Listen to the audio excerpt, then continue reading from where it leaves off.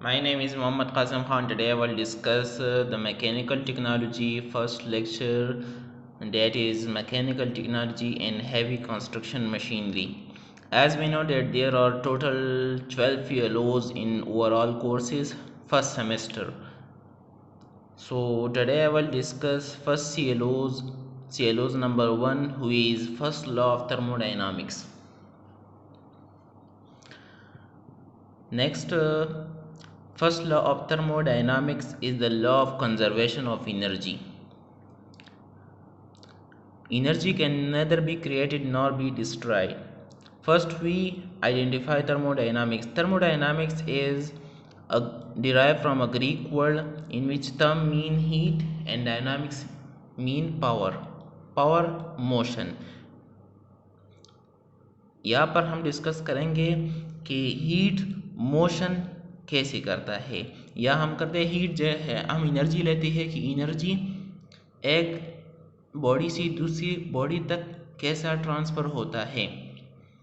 तो यहाँ पर थर्मोडायनामिक्स में रिलेशनशिप होता है हीट का, एनर्जी का, वर्क का और प्रॉपर्टी ऑफ द सिस्टम। हम सिस्टम पढ़ेंगे कि एक सिस्टम में हीट कैसा वर्क करेगा और हीट दूसरी एनर्जी फॉर्म में कैसा कन्वर्ट हो जाता है। जैसा कि अगर एक गाड़ी है, इसमें हम पेट्रोल डालते हैं और इस पेट्रोल में केमिकल एनर्जी होती है। केमिकल एनर्जी से कंबस्चन हो जाता है। पेट्रोल का जब कंबस्चन हो जाता है तो वो हीट प्रोड्यूस करता है। इट हीट्स और स्टीम प्रोड्यूस होने से यहाँ पर रोटेशनल मोशन होता है। टरबाइन रोटेशनल मोशन करता है और इस रोटेशनल मोशन से एक गाड़ी काइनेटिक एनर्जी अटेन कर देती है। It is the energy transformation in many applications. So today in our everyday life you sees many objects and many machines in which the energy transformation will be occur. So some of these applications have heating water by solar, mean solar energy से electrical energy generate होती है और इस electric generator को हमने heater लगाई हुई है, वाटर हीटर लगाई हुई है। वो वाटर हीटर जिसमें वाटर हीट हो जाती है, तो यहाँ पर इलेक्ट्रिकल एनर्जी कन्वर्ट हो जाती है हीट एनर्जी में और फिर हम उसी शावर में यूज़ कर देते हैं और दूसरे पर्पसेस के लिए भी। जिस तरह एयर जेट है, इसमें भी थर्मोडायनामिक्स यूज़ होती है, रेफ्रिजरेटर में भी। तो सबसे पहले हम उसका थर्मोडायनामिक का हिस्ट्री पढ़ेंगे कि सिविल इंजीनियर को थर्मोडायनामिक्स पढ़ाना और सीखना और समझना ये क्यों ज़रूरी है। तो सबसे पहले अगर हम देख ले तो thermodynamic existence the creation of universe. जब से भी यूनिवर्स क्रिएट हुई है तो थर्मोडायनामिक्स वजूद में आया हुआ है। First steam engine was emerged in England at 1697 Thomas Savery and 1712 में थॉमस न्यूकमेन। इन दो साइंसदानों ने इंग्लैंड में फर्स्ट स्टीम इंजन जनरेट किया था, क्योंकि इस वक्त में थर्मोडायनामिक्स भी वजूद में नहीं आई थी, थर्मोडायनामिक्स इंट्रोड्यूस नहीं हुई थी, लेकिन फर्स्ट स्टीम इंजन जनरेट हो गया। इसका मतलब ये है कि थर्मोडायनामिक्स पहले ही सी वजूद में था। उसके बाद first and second law of thermodynamics ये इमर्ज हो गई 1850 में। Thermodynamic firstly use by lord Kelvin in 1849। ये सब हिस्ट्री और थ्योरेटिकल चीज़ें हैं जो आपको याद करने होते हैं, पेपर में याद आ जाती है अक्सर। First thermodynamic textbooks was written in 1859 by William Rankine. William Rankine ने फर्स्ट थर्मोडायनामिक्स टेक्स्ट बुक्स लिखा था 1859 में, याद करना होता है। थर्मोडायनामिक्स की दो किस्में हैं, एक होता है क्लासिकल थर्मोडायनामिक्स, दूसरा होता है स्टैटिस्टिकल थर्मोडायनामिक्स। क्लासिकल थर्मोडायनामिक्स में नॉलेज और बिहेवियर को इंट्रोड्यूस करना, उसको एक्सप्लेन करना एक इंडिविजुअल पार्टिकल्स का वो नहीं होता। इसका मतलब ये है कि it's not required knowledge of behaviour of an individual particles as we are known that's every matters have made of small particles, atoms and molecules. So when you have to require the knowledge and behavior of an individual particles, atom is molecules. जब आपको एक बनावट होती है एक चीज़ को, और इस बनावट हुई चीज़ इस मॉलिक्यूल्स का जब आप नॉलेज उसके बारे में लेते हैं और इसका बिहेवियर स्टडी कर देते हैं, तो ये क्लासिकल थर्मोडायनामिक्स में नहीं होता। इसका मतलब ये है कि ये मैक्रोस्कोपिक प्रॉपर्टी है। मैक्रोस्कोपिक प्रॉपर्टी अब हम पढ़ेंगे, लेकिन मैं पहले बता देता हूँ कि मैक्रोस्कोपिक प्रॉपर्टी वो होती है कि अगर हम एक मैटर को स्टडी करते हैं तो उसके बनावट को हम नहीं देखते, लेकिन उसके एक्सटर्नली स्टडी जब हम करते हैं उसकी बिना पर जो हम थर्मोडायनामिक्स की जो प्रॉपर्टीज़ है और इसकी जो बिहेवियर हम स्टडी करते हैं, तो ऐसी थर्मोडायनामिक स्टडीज़ को हम क्या कहते हैं? Classical thermodynamics. Statistical thermodynamics based on the average behaviour of an individual. जब हम थर्मोडायनामिक्स की डिफरेंट प्रॉपर्टीज़ पढ़ेंगे तो इसमें आपको आएगा कि अगर आप थर्मोडायनामिक्स एक मैटर का आप स्टडी करते हैं तो इसमें इस मैटर का जो मॉलिक्यूल्स है और एटम्स का उसका बिहेवियर जानना ज़रूरी होता है, ताकि आप इस एटम्स और मॉलिक्यूल्स का बिहेवियर जानें और इसके बाद आप उसके डीप स्टडी करें, उस पर आप नॉलेज हासिल करें ताकि ये कैसा एनर्जी ट्रांसफ़र होता है। तो जब हम डीप स्टडी करती है एक इंडिविजुअल पार्टिकल्स का, तो इसका जो थर्मोडायनामिक्स है, थर्मोडायनामिक्स का जितने भी रिलेटेड उससे जो बातें हैं वो स्टैटिस्टिकल थर्मोडायनामिक्स में आती है, और जिसका हमें इंडिविजुअल पार्टिकल्स का नॉलेज और बिहेवियर की ज़रूरत नहीं होती उसे हम क्लासिकल थर्मोडायनामिक्स कहते हैं। यहाँ पर ये स्टैटिस्टिकल ये माइक्रोस्कोपिक प्रॉपर्टी है।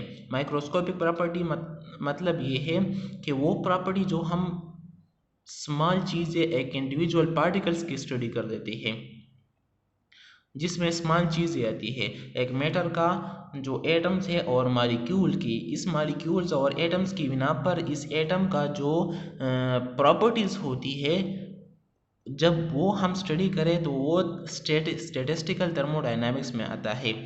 Why thermodynamics beneficial important for engineers.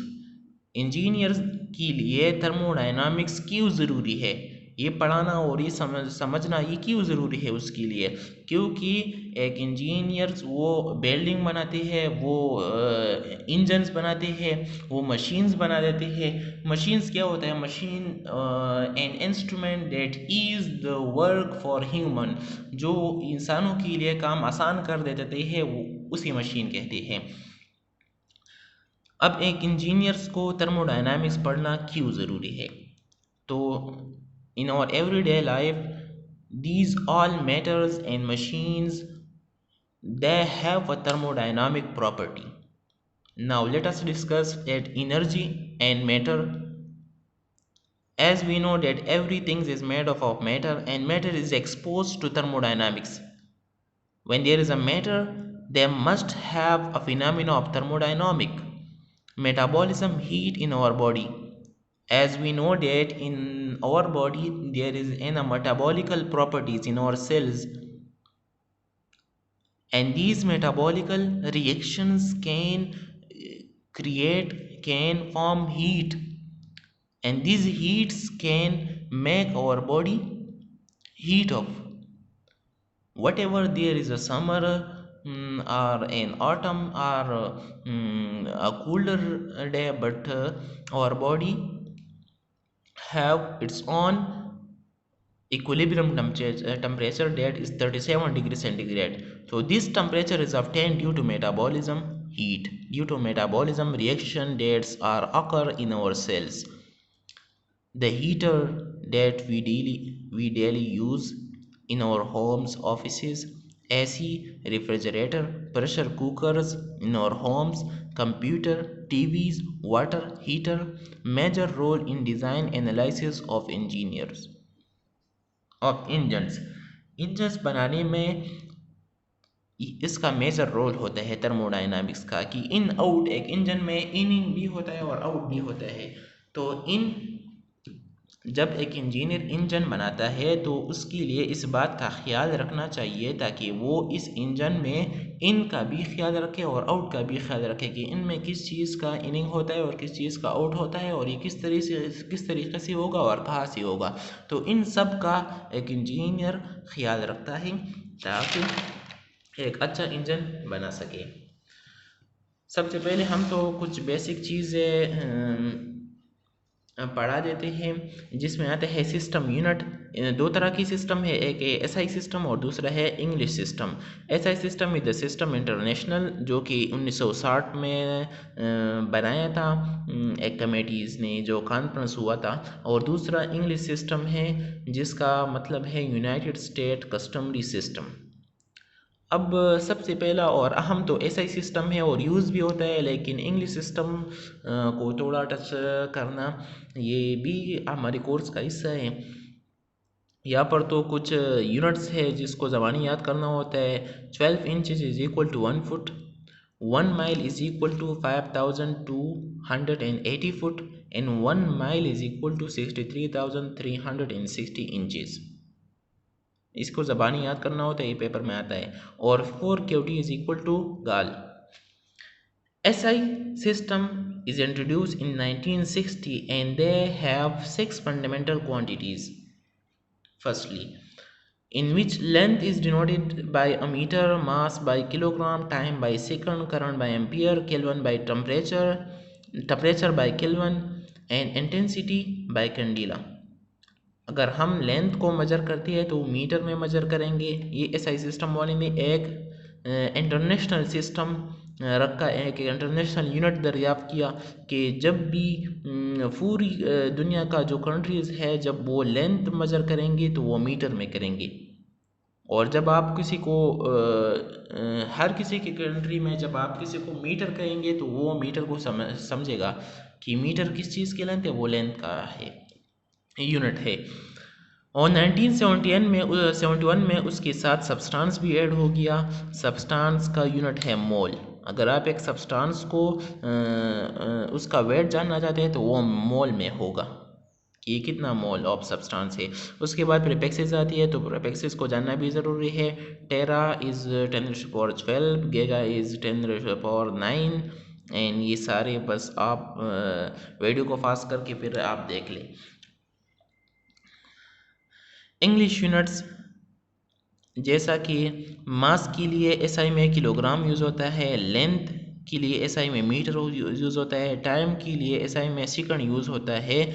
तो इंग्लिश यूनिट्स में या इंग्लिश सिस्टम में मास के लिए पाउंड मास यूज़ होता है और उसको हम IBM कहते हैं। इसमें LB का मतलब यहाँ पर है लेब्रा मास।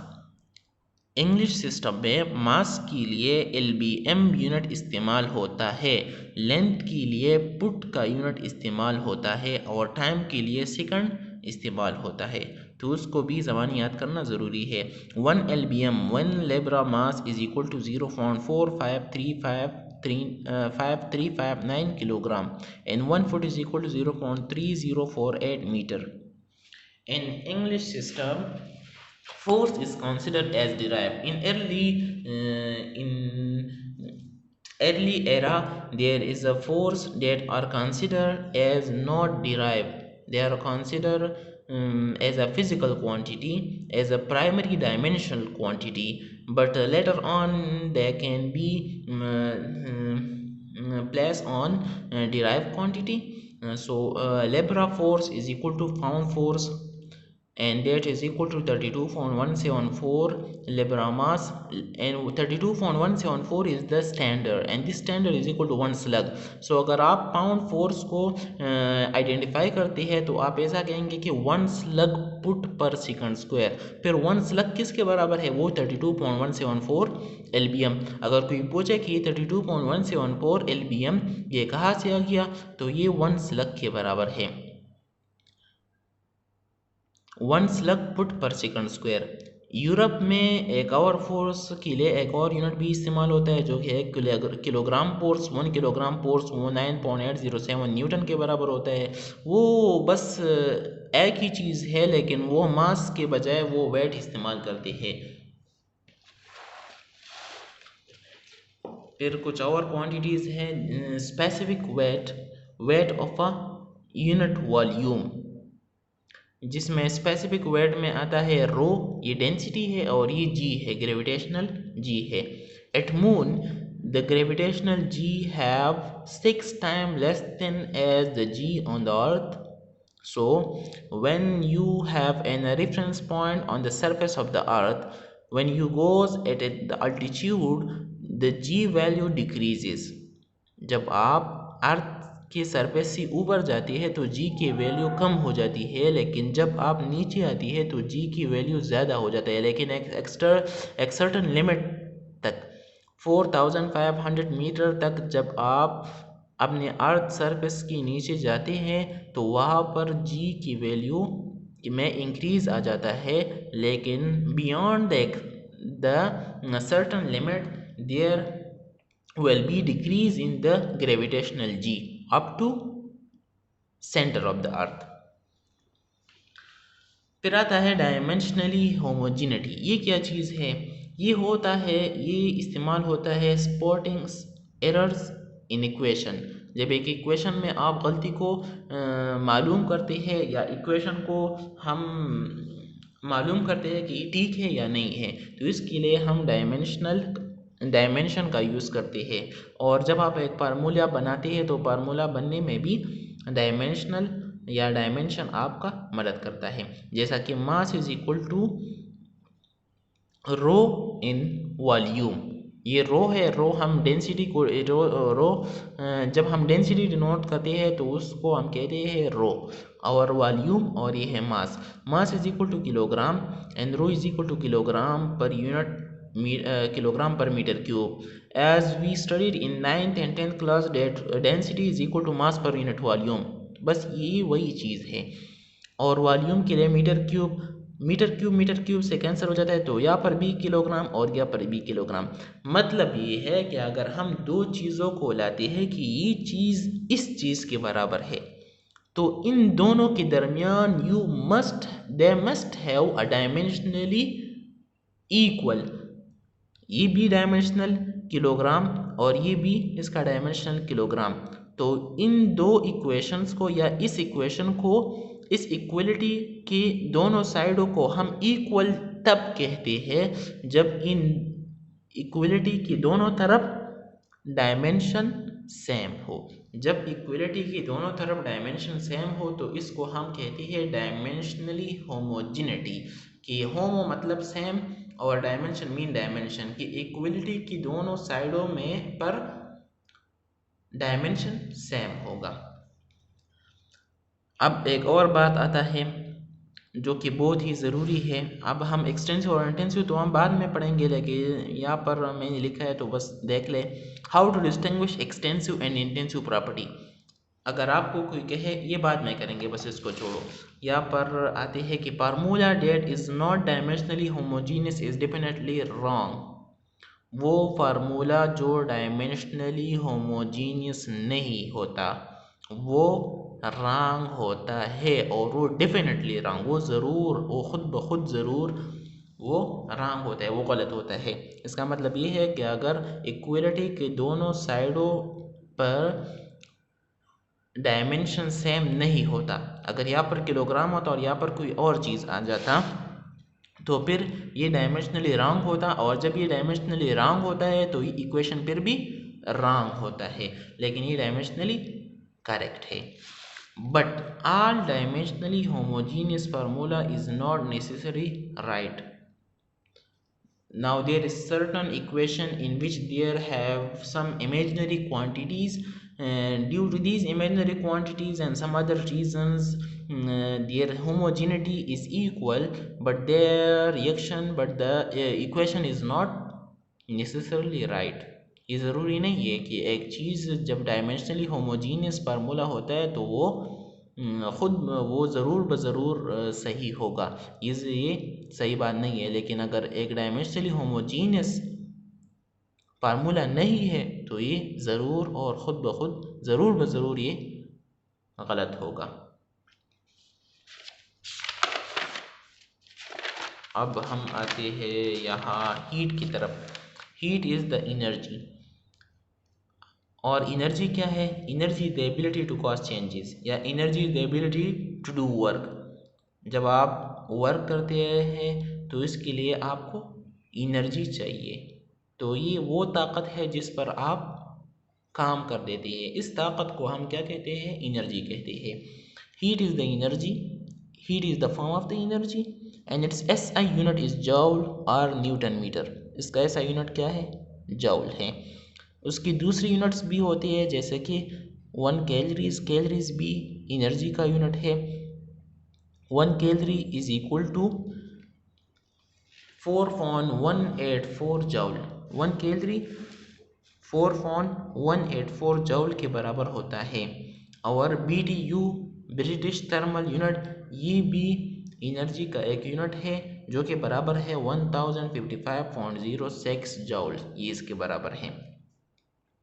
अब बात आती है कि एक कैलोरीज का डिफिनीशन क्या है और एक BTU का। 1 कैलोरीज वो होता है कि जब वो 1 ग्राम वाटर का टेम्परेचर 1 डिग्री सेंटीग्रेड राइज हो जाता है तो इतनी एनर्जी को हम क्या कहते हैं? 1 कैलोरीज एनर्जी। मतलब ये है कि अगर किसी के पास 1 कैलोरीज एनर्जी हो तो वो इस पर कितना काम कर सकता है? वो 1 ग्राम वाटर का 1 डिग्री सेंटीग्रेड टेम्परेचर राइज कर सकता है। अगर किसी के पास 1 BTU एनर्जी है तो वो इस पर 1 पाउंड वाटर का 1 फ़ारेनहाइट इंक्रीज इन टेम्परेचर कर सकता है। मीन 1 BTU इतना काम कर सकता है, इसकी एबिलिटी इतनी है ताकि वो काम करे, और 1 कैलोरीज की एबिलिटी इतनी है। 1 IBM क्या चीज़ है? पहले ही मैंने आपको बता दिया कि LBM, ये LB मतलब Lebra mass, it is the mass units in the pound system, या इंग्लिश सिस्टम में मास का जो यूनिट है वो LBM इस्तेमाल होता है, और फोर्स का यूनिट है वो LBF इस्तेमाल होता है। तो LBM ये बराबर है 0.45359 किलोग्राम का, और LBF बराबर है 32.174 LBM फुट पर सेकंड स्क्वायर। और मैंने आपको बता दिया कि 32.174 LBM, ये 32.174 ये कहाँ से आया हुआ है? तो ये 32.174 की जगह आप 1 स्लग भी लगा सकते हैं। दूसरा बात ये है कि ये 1 LBM ये इतनी किलोग्राम के बराबर है, लेकिन LBM असल में वो इंग्लिश सिस्टम में ये LBM ये वेट होता है, और G बराबर होता है 32.174 का। तो जब हम उसको मल्टीप्लाई करें तो इससे इतना LBM आता है। मीन ये कि एक स्टैंडर्ड है, स्टैंडर्ड है। अगर ये स्टैंडर्ड होता है, LBM फोर्स को हम किस तरह डिफाइन करते हैं? 1 न्यूटन फोर्स को हम 1 न्यूटन फोर्स को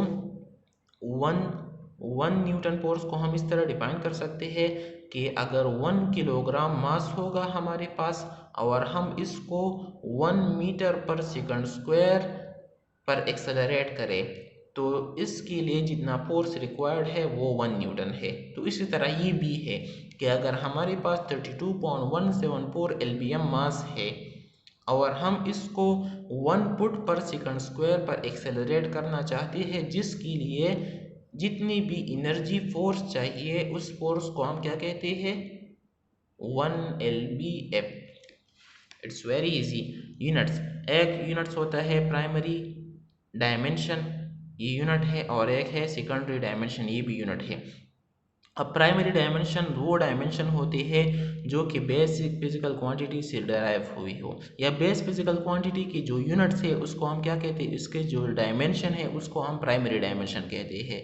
आसान बात यह है कि फिजिकल क्वांटिटी की बेस फिजिकल क्वांटिटी का जो डायमेंशन है उसी डायमेंशन को हम प्राइमरी डायमेंशन कहते हैं, और डिराइव फिजिकल क्वांटिटी की जो डायमेंशन है उसे हम सेकेंडरी डायमेंशन या डिराइव डायमेंशन कहते हैं।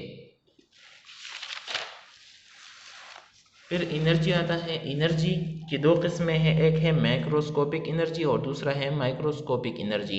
मैक्रोस्कोपिक एनर्जी में पोटेंशियल एनर्जी और काइनेटिक एनर्जी उसका एग्जांपल है, और माइक्रोस्कोपिक एनर्जी ये sum of all microscopic form of energy है।